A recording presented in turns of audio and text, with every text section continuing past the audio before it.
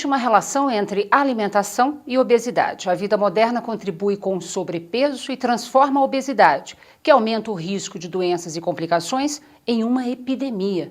Precisamos agir rapidamente, adotar um estilo de vida saudável que nos ajude a viver mais e melhor. E isso vale para todo mundo, especialmente para crianças e adolescentes. Porque a obesidade ela começa na infância. A obesidade na criança triplicou na última década. Triplicou. E junto com a obesidade vem a diabetes. Hoje, quando a gente vai ler, a gente sabe que a diabetes é a doença que mais está matando devido às complicações que ela leva. A Organização Mundial de Saúde prevê para o ano 2020 ou 2030 360 milhões de diabéticos no mundo. E pasme, aonde vai subir muito? Na Ásia, porque com a globalização, os asiáticos entraram na nossa dieta, que é uma dieta ruim. Realmente não importa a região do mundo. A globalização traz benefícios, mas também tem impacto negativo quando altera hábitos que prejudicam nossa saúde. A violência, a insegurança nas grandes cidades estimulam crianças e adolescentes a permanecerem por muito mais tempo em ambientes fechados. Brincar na rua, correr, jogar bola, andar de bicicleta, exercitar-se está cada dia mais difícil.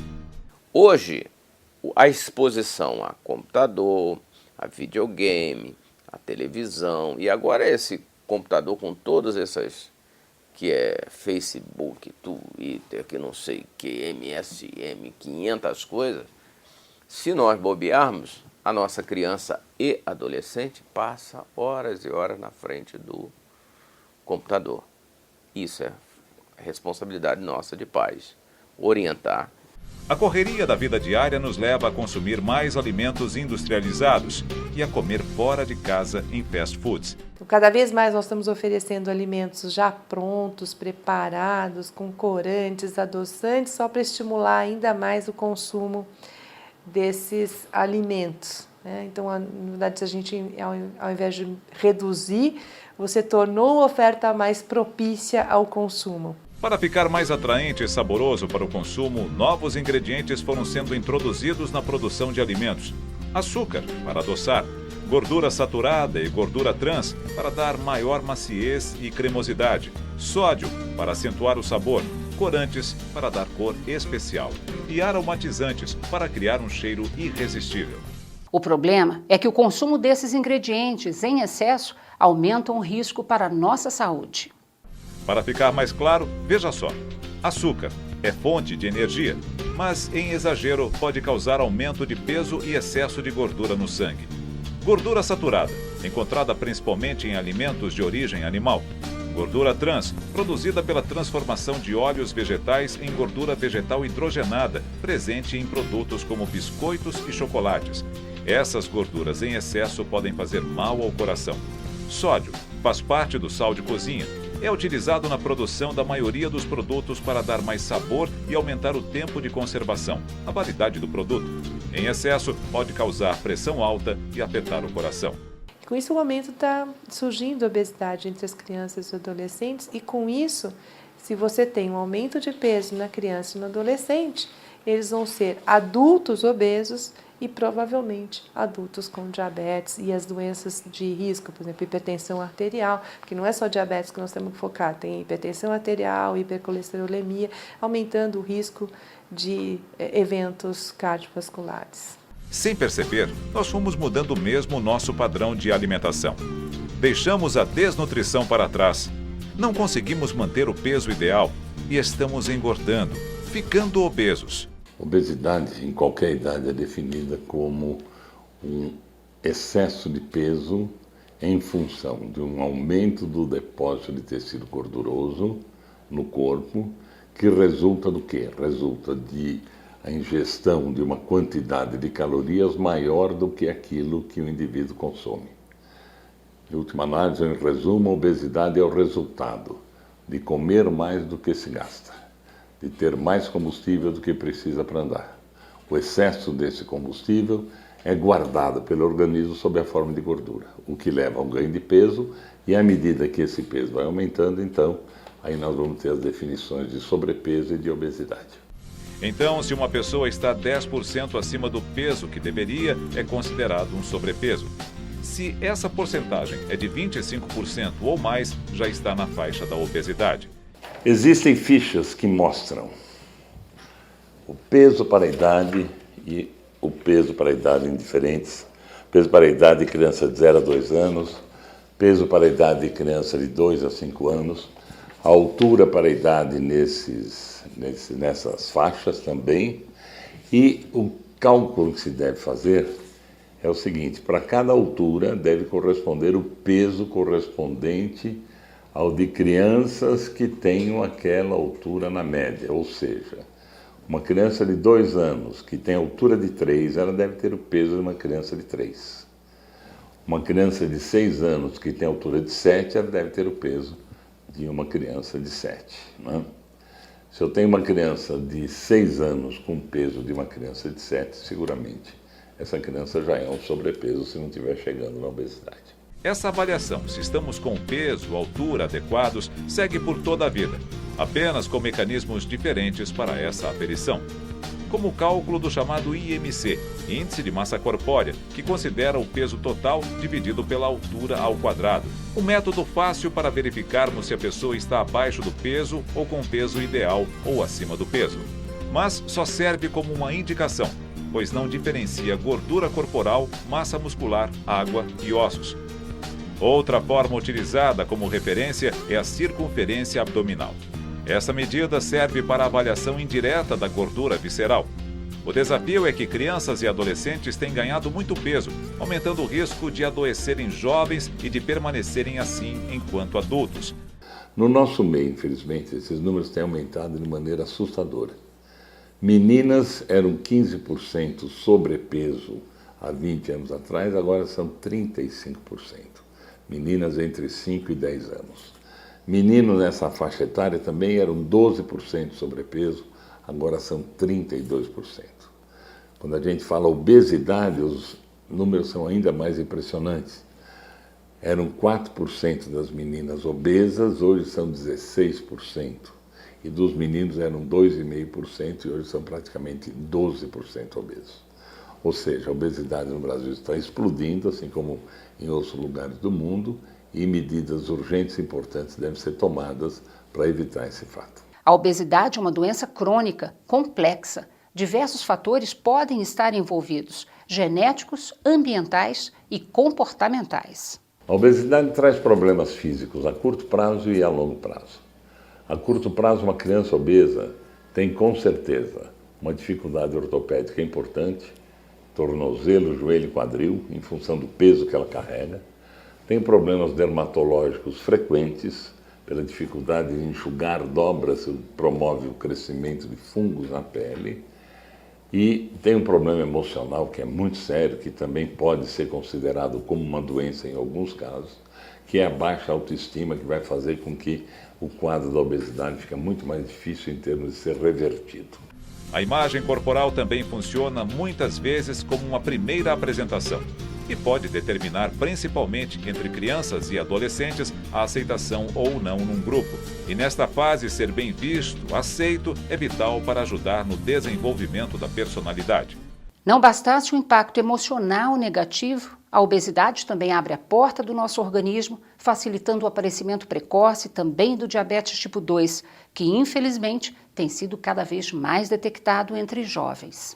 O que nós temos com a relação à chance de quem tem obesidade ficar diabético, ele está diretamente relacionado a uma situação que a obesidade gera, que é o que nós chamamos de resistência insulínica. Então, o que é isso, né? A insulina, para agir, ela entra dentro da célula. Então, você imagina que ela, na verdade, o que ela faz é abrir um portãozinho nessa célula, tá? E quando a pessoa tem o aumento de peso, é como se esse portão, essa aberturinha desse portão, ela fica alterada.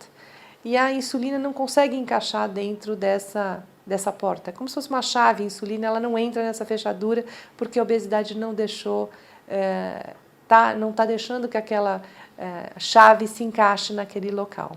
Então são situações que comprometem não só a qualidade de vida dos indivíduos, como também diminui o tempo de vida útil dos portadores de obesidade. Na correria da vida, hoje em dia, muitas vezes nem temos consciência de nossas atitudes. São muitas tarefas e compromissos durante a semana inteira e não raras vezes fazemos tudo meio no automático. É preciso parar, pensar e remodelar o que fazemos sempre que necessário, não importa a idade. Às vezes, isso é uma questão importante.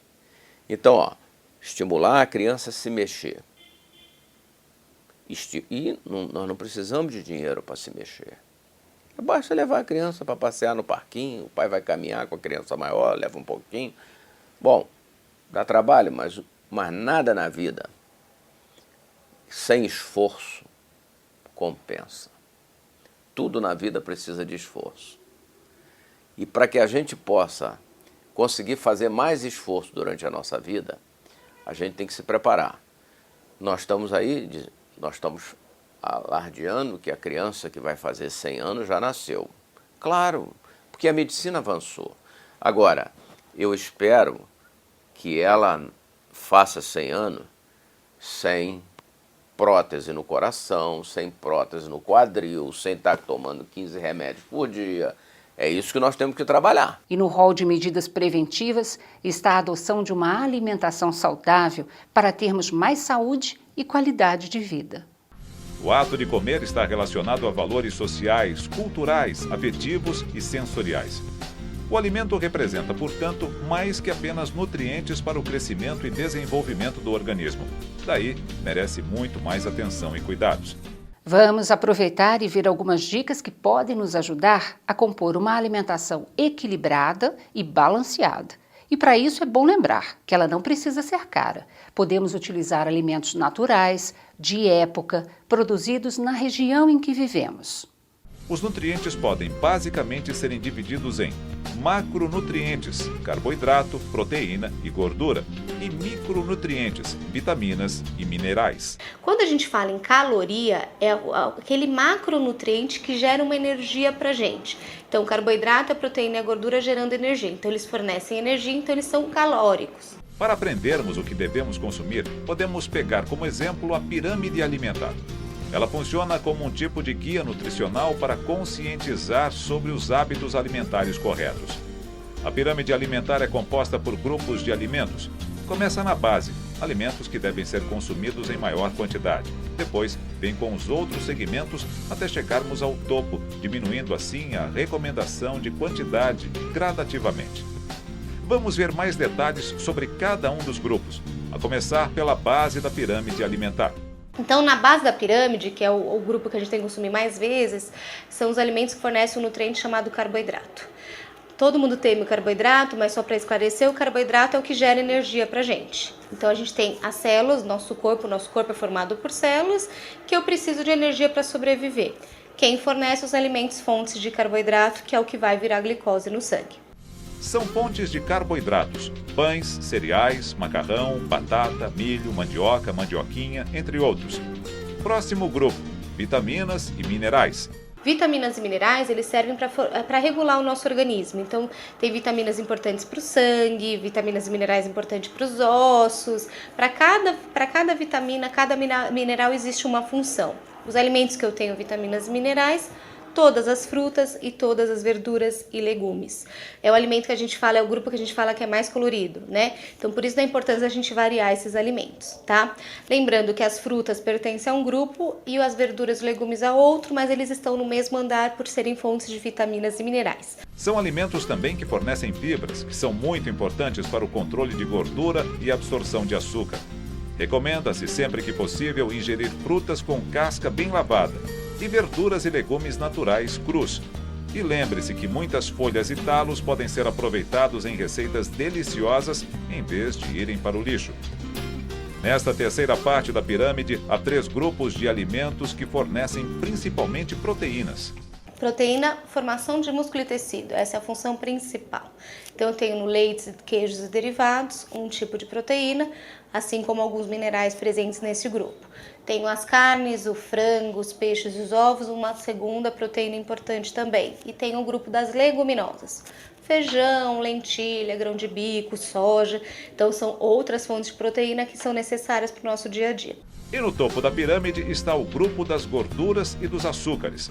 Então, são gorduras que a gente fala, são as gorduras, principalmente aquelas que são benéficas, né? Que são as gorduras monossaturadas e as poliinsaturadas. Então, o azeite, né? Essa que é a melhor gordura para a gente temperar os alimentos. E o açúcar também está nesse topo, mas com consumo bem restrito. Então a gente pode estar utilizando o açúcar num doce, esporadicamente, o açúcar utilizando em pequenas quantidades. Mesmo a pessoa com diabetes, a gente consegue controlar os carboidratos ingeridos, mas a gente não pode deixar esses dois nutrientes em excesso para a população. O ideal é que a gente consuma todos os grupos da pirâmide todos os dias. No almoço ou no jantar, devemos compor uma refeição balanceada. Veja como. Que metade desse prato deve ser de vitaminas e minerais, então de saladas, verduras e legumes, tá?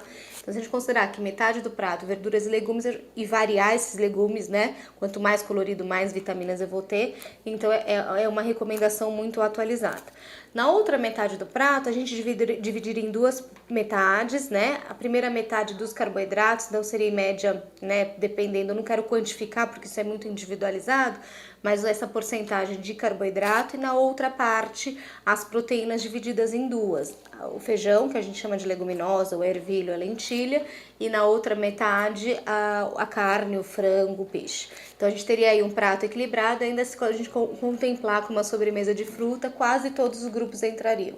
Lembrar que é muito importante não exagerar no tamanho do prato. É preciso fracionar a alimentação, ou seja, ingerir alimentos várias vezes ao dia. Nos lanches intermediários, porque a gente recomenda refeições a cada 3 horas, iniciando do café e indo até o horário de deitar. No café da manhã, a gente, em média, utilizaria uma fonte de carboidrato, uma de proteína, dependendo da condição física da pessoa, até uma fruta entraria nesse café da manhã. E nesses lanchinhos, ou uma fruta, um iogurte, umas bolachinhas, uma torradinha, um chá. Então, a gente pode estar trabalhando com fracionamento e com qualidade ao longo das 5 a 6 refeições diárias. A ingestão de leite e derivados após o aleitamento materno, na infância e na adolescência, é importante porque são alimentos ricos em cálcio, fundamental para a formação da massa óssea, que pode ajudar a garantir um estoque adequado para ossos fortes e saudáveis no futuro. É importante ainda estarmos atentos para tomarmos líquidos em quantidade suficiente para repor as perdas diárias que ocorrem pela urina, pelo suor. Afinal, nosso corpo é composto por cerca de 70% de água. É importante a manutenção de uma hidratação adequada, né? Uma pessoa saudável precisa de aproximadamente 30 ml de líquido por quilo de peso por dia, o que dá para um adulto de 70 quilos, 2 litros ou um pouco mais de água por dia, né? E esses líquidos devem ser preferencialmente sob a forma de água ou suco. Não se deve comer em frente ao computador nem assistindo um programa na televisão. O risco é comer mais do que precisa e não desenvolver o paladar, pois a pessoa ingere sem perceber o que está comendo. E sem perceber, podemos estar desenvolvendo hábitos inadequados. E hábito alimentar se forma desde cedo. Então, eu brinco muito com a população, assim, quando a mãe engravida, ela tem todo um cuidado, ela vai no médico, o médico orienta. Aí, até 6 meses, só o leite materno, depois introduz a água, a frutinha, depois de um tempo ele vai, introduz a comida de sal. Chega 1 ano, o que acontece? O médico libera para alimentação da família. Pronto, estragou a criança, porque a criança vai entrar nos hábitos errados da família. Mais algumas dicas para uma alimentação saudável. Procure manter os horários da alimentação. Tente incluir todos os nutrientes numa refeição completa. Se puder, almoce ou jante em família, pelo menos nos finais de semana. É importante também não associar a alimentação, especialmente de crianças, com o aspecto emocional, ou seja, não se deve castigar ou premiar. Tipo, coma toda a comida que ganha um bombom no fim do almoço. Ou coma tudo, você vai ganhar um presente também, porque a criança passa a ver o alimento como uma moeda de troca para ganhar outras coisas. De modo que a alimentação deve ser sem televisão, a mãe e a criança, ou quem cuida da criança, colher na mão de quem cuida, colher na mão da criança a partir de 1 ano de idade, e neutralidade emocional. A hora que a criança fala, não quero mais, ela não quer mais. Isso deve ser respeitado até a próxima refeição. Então é importante que a família hoje entenda que as crianças, cada fase que ela passa, ela tem uma necessidade diferente, mas sempre a mesma qualidade. O que muda sempre vai ser a quantidade. Então não deixar essa criança sem 3 frutas pelo menos por dia, sem comer verduras e legumes, incluindo arroz e o feijão, que hoje é primordial na alimentação do brasileiro.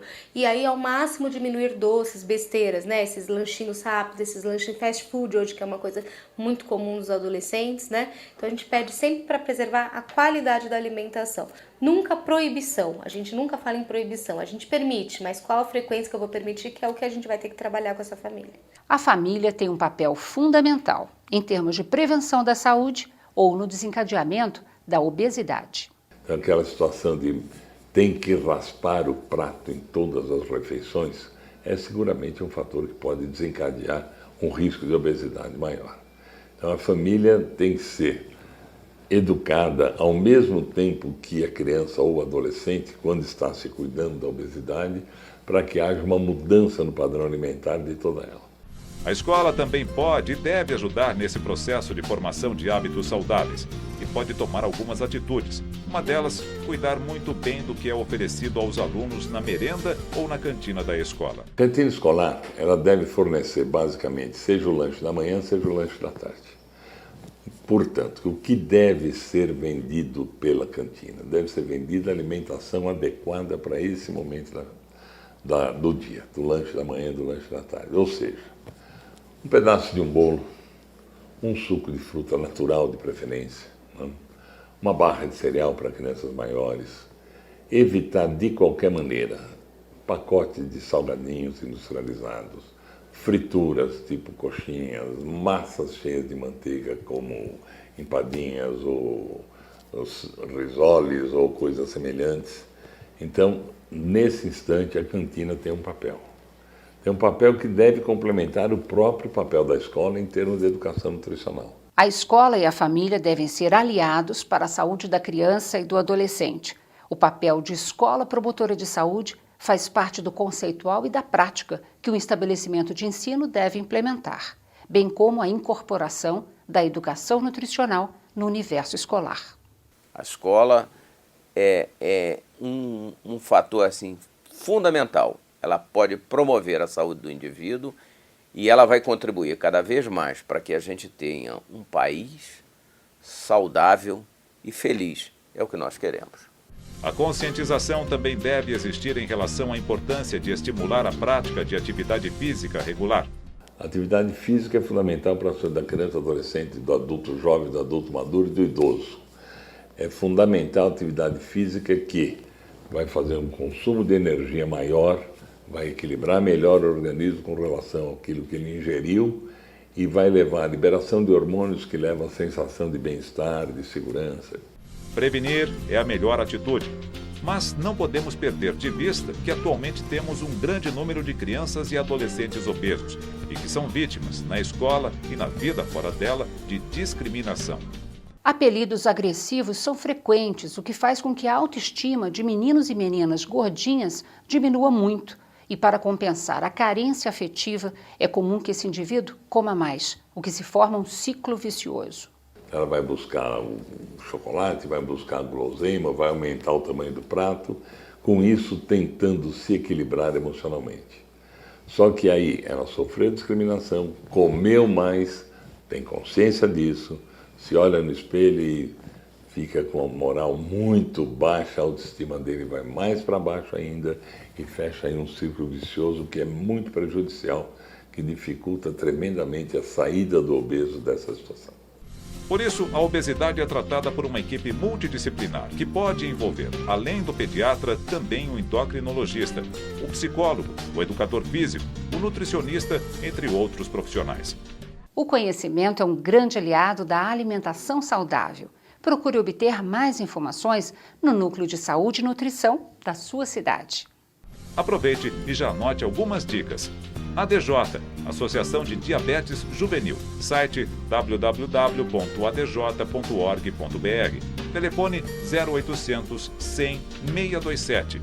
SBP, Sociedade Brasileira de Pediatria, site www.sbp.com.br. A criança e o adolescente com sobrepeso já podem ganhar orientação antes de ficarem obesos. Para isso, é necessário que façam acompanhamento médico regular. Você acompanha a criança na alimentação, na balança, pesando, medindo, vendo o índice de massa corpórea, porque muitas das vezes a gente no consultório diagnostica o seguinte: se a criança fugiu do peso, aí vai conversar com a mãe. Ah, não, é porque eu comprei o suco lá, que não sei o que, ela está tomando muito, gostou muito. Aí tu explica que aquilo tem muita caloria. Para aquela criança, naquele momento, aquilo não é o melhor alimento. Aí a mãe tira aquilo. No mês seguinte você vê que a criança deixou de ganhar peso naquela velocidade e entrou na curva. Porque se a obesidade começa na infância, a doença cardiovascular também. Então, quando você previne a obesidade, você está prevenindo o diabetes e a doença cardiovascular. Você já ouviu o ditado: somos o que comemos. Pois é, muitos de nós estão comendo errado, levando uma vida sedentária, com muito estresse, sem exercício. Resultado? Mais obesidade, que traz mais doenças, como diabetes e suas complicações. Mas sempre é hora de agirmos para mudar nossos hábitos. Agora que você já tem mais noção sobre como compor uma alimentação equilibrada e saudável, tome atitude.